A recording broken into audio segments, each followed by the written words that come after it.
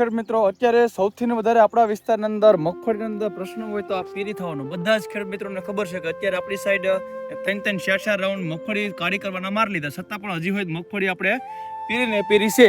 તો ખાસ કરીને ખેડૂત મિત્રો પહેલાં તો આનું કારણ જાણીએ કે દર વર્ષેથી ને અવારના વર્ષમાં શું અલગ છે. તો ખાસ કરીને ખેડૂત મિત્રો અવાર તો પહેલાં તો વરસાદ વધારે પૂરતી ધરવાણ પડ્યો નથી. પ્લસ અંદર હવે ઘણા ખેડૂત મિત્રોને એવો પ્રશ્ન છે કે સંજયભાઈ વરસાદ પડે તો અમારે પાણી વધે તો હજી વધારે પીરી પડે. તમારી વાત સાચી છે, પણ તમે જે પણ દવા મારો એનું પાણીનું પિયત હોય ત્યારે તમે દવા મારી હોય તે ફેરી પીરી પડે પણ દવા તમારી લાગે છે. ઉપરથી ને જે આ પાન સફેદ થઈ જાય છે, ઉપરથી પીરા પાન થઈ જાય છે, ત્યાં આપણે કોઈ પણ છોડનું રસોડું બંધ થઈ જાય છે અને ત્યાર પછી આપણે કોઈ પણ દવાનું રિઝલ્ટ મળતા ઓછા થઈ જાય છે. હવે પ્લસની અંદર અત્યારે એક તો વરસાદ હોય જ નથી ને પ્લસની અંદર ઉપરથી આપણે જે ઢાકલું વાતાવરણ છે, સૂર્યપ્રકાશ આપણે મળતો નથી, તડકા આપણે વધારે પૂરતી મળતા નથી.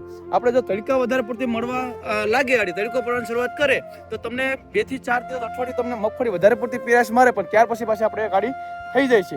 અત્યારે આ ઢાકલા વાતાવરણની અંદર તમે કોઈ પણ દવા મારો તમને તો 2 થી 4 દિવસ તમને કાળી દેખાતી છે, કાળી થઈ ગઈ, ત્યાર પછી પાછો પીરું પડવાનો પ્રશ્ન રહી છે. હવે તો ખાસ કરીને ખેડૂત મિત્રો અમે પહેલા સલાહ આપી હતી કે આની અંદર આપણે જે આ મૂળ ઉપાડીએ છીએ એની અંદર મૂળિયા આપણે વિકાસ પામતા નથી, જેને લીધે આપણે પીડાશનો પ્રશ્ન વધારે થતો જાય છે.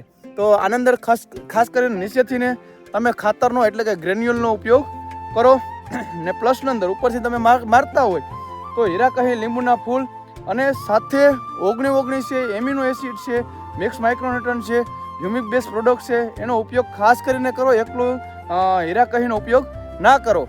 આ કરવાથી તમને રિઝલ્ટ આનંદ પરિણામ તમને સારા મળશે. હવે ઘણા ખેડૂત મિત્રોનો પ્રશ્ન એવો છે આ બધું અમે કરી લીધું છતાં પણ મગફળી હજી પીરી છે. તો પહેલો આપણો પ્રશ્ન એ છે કે એક તો પેલા ધરવાણ વરસાદ, ઉપરથી ને થોડોક સૂર્યપ્રકાશનું આપણા છોડની અંદર સંશ્લેષણ થવું, આ 2 વસ્તુ મેન છે.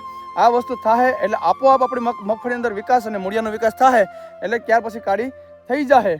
પણ અત્યારે તો હાલની પરિસ્થિતિ પ્રમાણે આપણે હીરા કહીનો ઉપયોગ કરવો જરૂરી છે, કારણ કે ત્યાર પછી આપણે સફેદ પાન થઈ ગયા ત્યાર પછી આપણે કોઈ પણ દવાનું રિઝલ્ટ આપણા છોડની અંદર મળવું મુશ્કેલ છે. એટલે ખાસ આ વસ્તુ ધ્યાનમાં રાખો, માહિતી લ્યો, બીજો આડેધડ ખર્ચો ન કરતા વ્યવસ્થિત આપણે ડોઝ લઈએ. અસ્તુ, જય હિન્દ, જય ભારત.